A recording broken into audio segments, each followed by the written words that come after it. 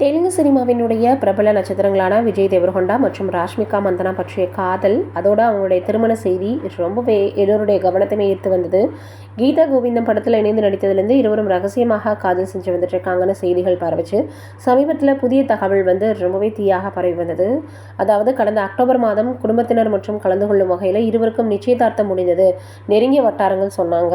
மேலும் தை மாதம் அல்லது பிப்ரவரி இறுதியில் திருமணம் நடக்கும் அப்படின்னும் தகவல்கள் வெளியாகி இருந்தது. ரசிகர்களுடைய பெரும் எதிர்பார்ப்பை இது ஏற்படுத்தியிருக்குன்னு சொல்லலாம். பெங்களூரில் பிறந்து வளர்ந்த ராஷ்மிகா மந்தனா கன்னட திரையுலகில் குடிக் பார்ட்டி என்ற திரைப்படத்தின் மூலமாக கதாநாயகியாக அறிமுகமானாங்க.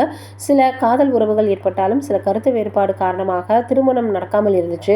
பின்னர் அவர் முழுமையாக தனது நடிப்பு வாழ்க்கையில் கவனம் செலுத்தி தெலுங்கு திரையுலகில் வெற்றி படங்கள் நடித்து வந்தாங்க. தமிழ் மற்றும் இந்தி படங்கள்லையுமே அவங்க நடிக்கிறதுக்கான வாய்ப்பு வந்தது. பான் இண்டியா நடிகையாக மாறினாங்க.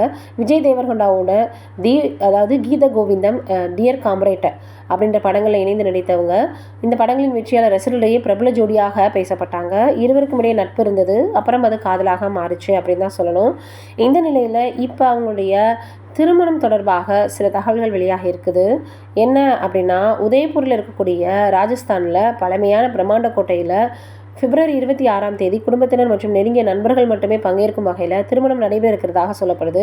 இதைத் தொடர்ந்து ஹைதராபாத்தில் சினிமா பிரபலங்களுக்காக தனியாக ஒரு பிரம்மாண்ட வரவேற்பு நிகழ்ச்சியும் ஏற்பாடு செய்யப்பட்டிருக்கதாக சொல்லியிருக்காங்க. அதிகாரப்பூர்வ அறிவிப்பை எதுவுமே விஜய் தேவரகொண்டாவோ இல்லை ராஷ்மிகா அவர்களோ இன்னும் வெளியிடலை. ஆனால் வெளியிடுவாங்கன்னு ரசிகர்கள் எதிர்பார்த்துட்டு இருக்காங்க.